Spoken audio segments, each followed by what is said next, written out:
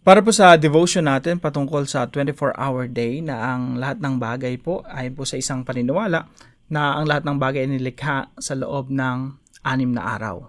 24-hour each day. So, ito pong view na ito po yung malapit sa akin, no? Though open naman ako sa ibang mga views, pero naniniwala ako sa first week. Literal, first 1 week of creation. Yung first 6 days po, yun po lumikha ng Diyos ng lahat ng bagay. And the 7th day, nagpahinga yung ating Diyos. Now, binigyan po natin ng emphasis dito sa devotion natin yung Sabbath o yung pagpapahinga. Dahil po ito ay inutos ng ating Diyos. Ako naniniwala po ako na hindi po ito nawala na ng bisa sa New Testament. Kasi po yung concept ng Sabbath, hindi po ito basta ceremonial lang na wala ng bisa ngayon.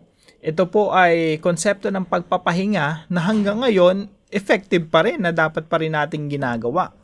Meron tayong regular routine of taking rest.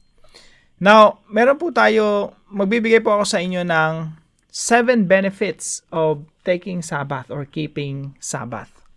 Number 1 po, obedience to God's command. Yung Sabbath po kasi, it's a command of God. Now, sasabihin ng iba, of course, maraming mga Christians na magsasabi na, teka, Sabbath, pang ano lang yan, pang Old Testament lang yan.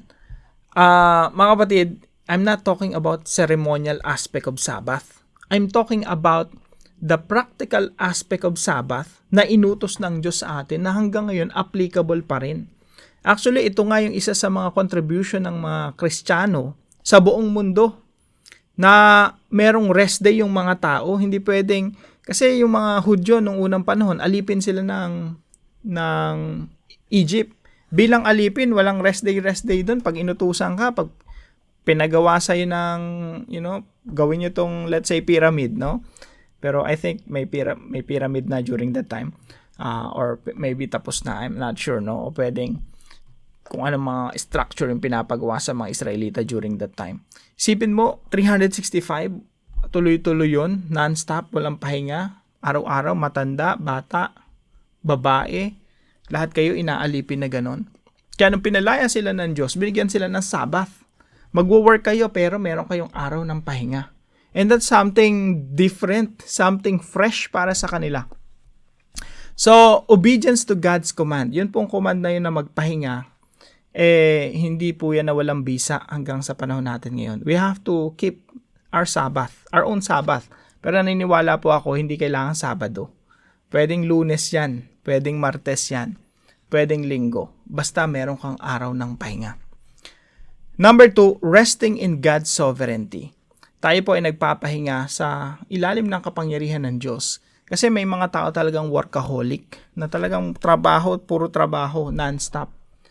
Pero mga kapatid, wag po nating hanapin yung identity natin sa career or sa trabaho natin. Minsan kailangan talaga nating huminto, magpahinga at i-entrust, ipagkatiwala sa Diyos yung future. Lord, you are sovereign. Today I will just rest, no? I will stop working, but you do the rest, Panginoon. Bahala na kayo sa akin. Resting in God's sovereignty. Pangatlo po, spiritual refreshment and worship. Yung Sabbath po, nagkakaroon tayo ng spiritual refreshment. Kasi yung time na mas mahaba yung panahon natin para manalangin, para magbasa ng Bible, para umattend sa mga Christian gatherings, para makapagpalago tayo sa edify. Ibig sabihin, I can contribute to your growth, you can contribute to my growth. Yun, lumalago tayo sa pananampalataya together as a family of God bilang mga Kristiyano. And then, of course, meron kang me time with the Lord, no? Meron kang date with the Lord, spiritual refreshment and worship. Now, pang-apat po, foretaste of eternal rest. Alam niyo po yung Sabbath, kaya naniniwala ako na hindi yan nagtatapos sa Old Testament. Hanggang ngayon tuloy-tuloy yan. Kasi ang Sabbath, ang pinaka-purpose niyan ay bigyan tayo ng foretaste. Ibig sabihin, paunang lasa, paunang lasap ng perfect world. Sa perfect world po kasi meron na tayo dong rest. Meron tayong work, of course. Yung mga passion natin, gusto mo mag-drawing, painting yung gusto mo, or gusto mong inclined ka to build something kasi nasa puso mo engineering, architecture. Of course, marami pa ring work kasi yung perfect world, kung hindi nyo pa napapanood, na marami tayong discussion patungkol dyan, mas marami tayong activities doon kesa dito sa lupa. Hindi lang puro pagkanta, ha? Iba kasi pag iniisip ng heaven, puro kanta eh. Ang activities natin mas marami, mas maganda, mas exciting. Now, kapag po nagsasabath tayo, nagkakaroon tayo ng foretaste of heaven. Kasi, di ba pag araw ng pahinga natin, ginagawa lang natin yung mga bagay na na-enjoy natin, gusto natin gawin.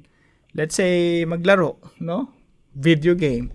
Or spend time with our kids, makipaglaro sa ating mga anak. So, it's kind of a work, pero it's something that you enjoy. Something different from your regular days. Yan po yung foretaste of heaven eh. Yung foretaste of eternal rest. Kasi sa future po, gagawin natin lahat ng mga bagay na ginagawa natin for our enjoyment, for the glory of God. Magluto ka hanggang sa gusto mo. Kasi ini-enjoy mo yung ginagawa mo, and that's for the glory of God.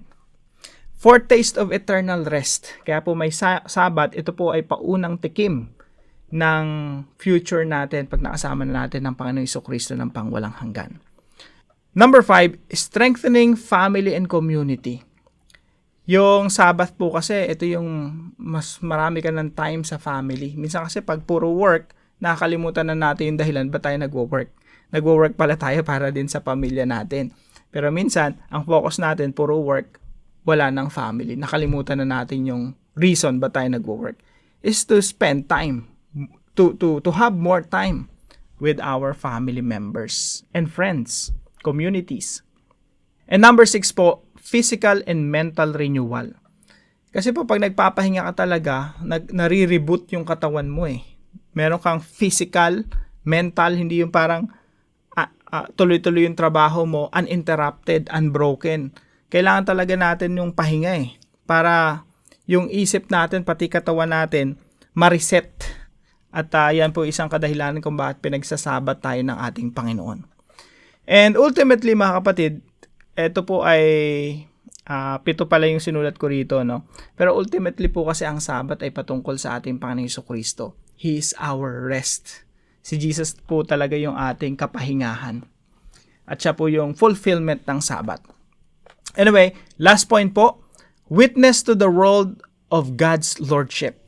Ito po ay patutuon natin sa mundo na tayo mga Kristiyano, hindi natin ina-idolize yung trabaho. Hindi tayo nagiging pangit na katiwala ng Diyos na puro trabaho tapos walang pahinga. Meron po tayong faithful witness. Ibig sabihin, pinapakita natin sa mundo na si God, si Jesus Christ, He is the Lord of our work. He is also the Lord of our rest because He is the Lord of our body.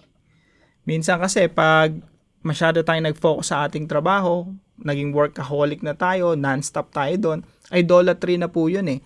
Parang hindi na si Kristo yung Panginoon ng ating trabaho.